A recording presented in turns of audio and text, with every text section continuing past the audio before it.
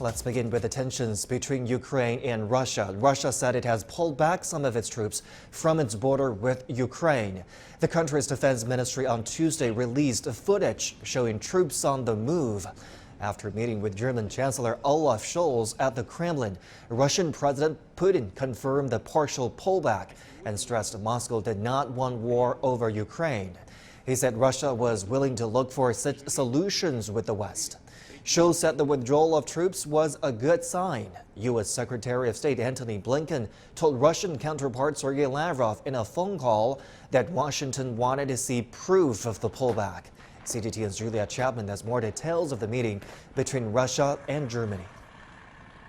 Both leaders seemed to agree that dialogue was still the way forward. President Vladimir Putin saying that Russia is still willing to engage with the West on its security proposals, despite the fact that it hasn't found satisfactory responses to them. Of course, Russia demanding that NATO stops expanding, stops positioning offensive weapons in Eastern Europe. That has been a big bone of contention for authorities in Moscow. But Olaf Scholz was also very confident that the dialogue should continue with Russia. Of course, Germany has sometimes been criticized for being too close to Moscow, too friendly. Of course, he did still have some criticism for the Russian state, talking about the crackdown on civil society here in Russia, referring to Alexei Navalny, the opposition figure who has been in court once again today. But Olaf Scholz has been insistent that Russia and the West should continue talking. Today, that some military units are leaving their positions near Ukraine. That would be good, but we have not yet verified that. We have not yet verified the Russian military units are returning to their home bases. Biden reiterated an appeal to Russian President Vladimir Putin to step back from a possible war with Ukraine. He also said that the U.S. is ready with sanctions, but still believes diplomacy can resolve the crisis. Russia has repeatedly said it does not want war with Ukraine and has accused the West of spreading rumors. Brazil's President Jair Bolsonaro has arrived in Moscow to meet with his Russian counterpart Vladimir Putin today. Despite tensions with Russia and Ukraine, Bolsonaro said he was invited by Putin last year and that the meeting will strengthen bilateral relations. Brazil's defense and foreign ministers have accompanied Bolsonaro to talk with their Russian counterparts about military cooperation. The Russian foreign minister is calling news reports of Moscow's plan to invade Ukraine information terrorism. Sergei Lavrov made the statement after meeting with Polish Foreign Minister Zbigniew Rau in Moscow. Earlier, American outlet Politico cited its own sources as saying U.S. President Joe Biden told allies that Russia might launch an attack on Ukraine on February the 16th. On Monday, Ukrainian President Volodymyr Zelensky called for a day of unity on the same day. Ukrainian officials now say the president was not predicting an attack. People should understand that the panic is costing Ukraine $2 billion to $3 billion a month. The military drills which took place near the harbor have caused many exporters to reject orders. We believe the economy is suffering every day. We should tell our partners this information through the foreign ministry. Let them know that when someone announces to transfer their embassy personnel to Lvov, this kind of news will cost Ukraine hundreds of millions of dollars. There is no panic. There are some fears. We are doing everything we can to reduce these fears on the part of the residents. We all follow the media, watch television, so questions arise. But in general, based on communication with my deputies, representative of public utilities, residents of our city in general, I can say that the situation is quite calm, but there are still some fears. Are there any panic moods among the residents now? How does the local council work with the pollution now? First of all, we must remember that we have a strong army, which has become much stronger and has gained experience and skills since 2014. That is why the task of our military is to protect the people. Kramatorsk City Council is ready to allocate funding for defense if necessary. If additional military assistance is needed, we will do so.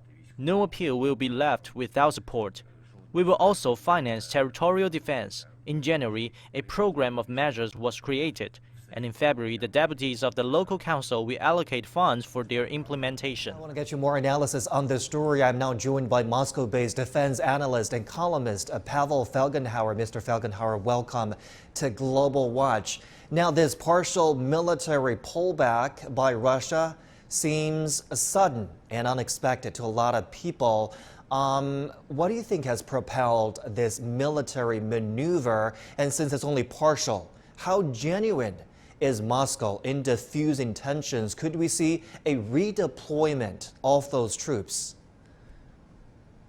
Well, provisionally, it seems that Russia has begun the process of standing down its forces.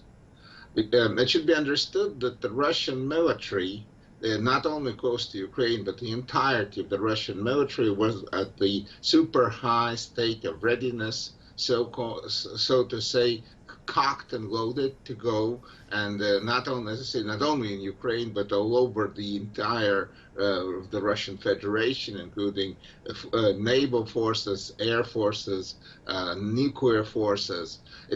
These forces could not stay at this heightened state of readiness indefinitely, and they began to stand down. Provisionally, there could be maybe incidents that could reverse this process, and it's going to be a long process. It will take more than a month to stand down all the forces that, say, like the flagship of the Pacific Fleet, cruiser Varyag, which right now is deployed to the Mediterranean. For it to return back to Vladivostok will take more than a month, at least. So that means, but this is a military stand down, and it's a good news, of course, but it doesn't mean that the crisis is over. What do you make of Washington's role in the tensions between Moscow and Kiev? The invasion that Washington was so sure of never came, and now Biden says a Russian invasion is still distinctly possible and is threatening sanctions. The White House even says it could roll out sanctions on Russia even without an invasion. What do you make of what Washington has been doing here? Well, this has been, Russia sees this present standoff, the essence of this crisis is primarily United States. Moscow says NATO, but when Moscow says NATO, it kind of means that this is the United States, which is, as it's seen from Russia, has been kind of putting pressure, military pressure on Russia, deploying forces close to the Russian border, expanding its sphere of influence in Europe and other places, and that's unacceptable and should be reversed. And Russia says it doesn't have a direct issue with the Ukraine as a friendly and brotherly nation, but it's primarily the United States that's seen as the adversary. And that means that the solution, a permanent political solution that would prevent such crises in the future, should be primarily with the United States. So Ukraine, of course, is very important. Let's also talk about those talks between Russia and Germany. This is another visit by a European leader and another agreement to pursue diplomacy. Is this meeting different than the one Putin had with French President Macron last week? What do you think came out of this latest meeting?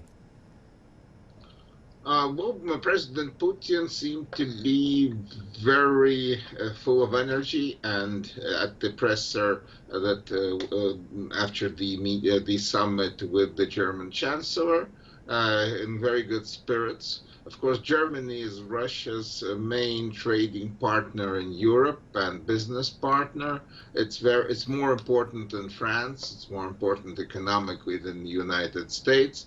So for Russia to have and maintain good relations with Germany is of paramount importance. And apparently President Putin believed that this summit went well to prevent a further worsening of relations between Moscow and Berlin. As you said just now, the United States has been a major player in this, in painting the picture it wants the rest of the world to see. But then we're seeing all of those European leaders, participate in diplomacy here, trying to diffuse the tensions. How do you assess the international effort so far to pursue diplomacy? How effective have these channels of diplomacy been? Well, up to now, diplomacy didn't work well at all. And that's what, again, the Russian president said, that the response to Russian security initiatives has been totally inadequate. But Russia is ready to continue to these discussions, but these discussions must bring results and in foreseeable future. Because if this process of Russian military stand down continues and there are no incidents and everything is okay, that's good. But if without reaching a political solution, we'll have a similar crisis, I don't know, somewhere, maybe half a year from now, I don't know, but there's a possibility, and it could be worse than the one right now. So that's what the message coming from Russia is. You have to negotiate and negotiate seriously to have agreements that will stick, or we're going to be in a very insecure situation, both we and the West. That's the main message coming from Moscow.